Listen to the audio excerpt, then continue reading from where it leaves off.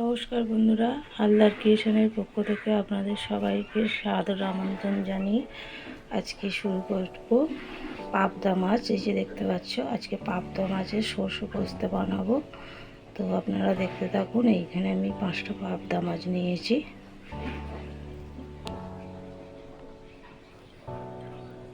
মাছটা আমি সুন্দর করে ধুয়ে বেছে নিয়েছি। তো এর মধ্যে আমি এখন লবণ দিয়ে দিচ্ছি, আর দিয়ে দিচ্ছি সামান্য হলুদ গুঁড়ি,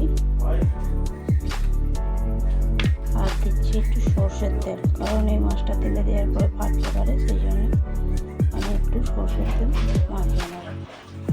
আমি এই বাটির মধ্যে কিছুটা সাদা সর্ষে আর কালো সর্ষে নিয়ে নিলাম,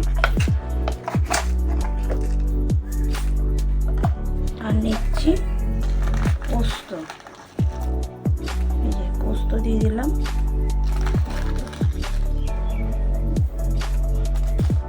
আর দুটো কাঁচা লঙ্কা। তো এই পোস্তটা সর্ষেটা একটু জল দিয়ে ভিজিয়ে রাখবো।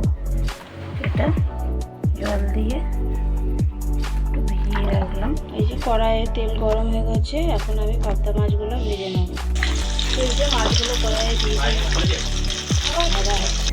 তো এই যে মাছগুলো আমার ভাজা হয়ে গেছে, মাছগুলো ভেজে তুলে নিয়ে এসেছি। এখন আমি ওই কড়াইয়ের তেলের মধ্যে কালো জিরে ফোড়ন দেবো। তো এই কড়াইয়ের তেলের মধ্যে আমি কালো জিরে ফোড়ন দিচ্ছি, আদা বাটা। তো এই যে টমেটো, একটা পাকা টমেটো আমি পেস্ট করে রেখেছি, ওটা এখন দিয়ে দেবো।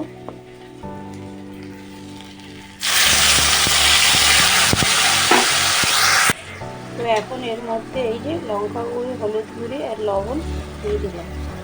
তো দিয়ে মশলাটা ভালো করে একটু কষে নেব।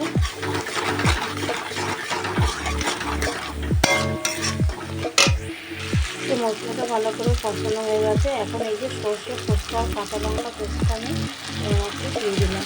এটা ভালো করে একটু কষিয়ে নেবো, বেশিক্ষণ নাড়লে হবে না, কালারটা কেটে হয়ে যেতে পারে। তো এই যে কালারটা দেখুন কত সুন্দর এসেছে। তো আমি এর মধ্যে এখন একটু অল্প পরিমাণ জল দিয়ে দেবো।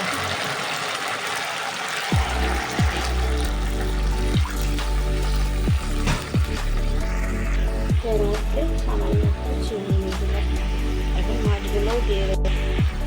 এই যে ফুটে গেছে গ্রেভিটা, মাছগুলো দিয়ে একটু ফুটিয়ে নামিয়ে এই যে উপর থেকে কিছুটা ধনে পাতা কুচি ছড়িয়ে দেবো। পাবদা মাছের সর্ষে পোস্ত রেডি। তো ভিডিওটি যদি ভালো লেগে থাকে লাইক, কমেন্ট এবং একটু বেশি বেশি করে শেয়ার করবেন। আমার চ্যানেলটিকে সাবস্ক্রাইব করে রাখবেন এবং ফলো করবেন। আপনাদের উৎসাহিত একান্ত কাম্য। দেখা হচ্ছে পরের অন্য কোনো ভিডিওতে।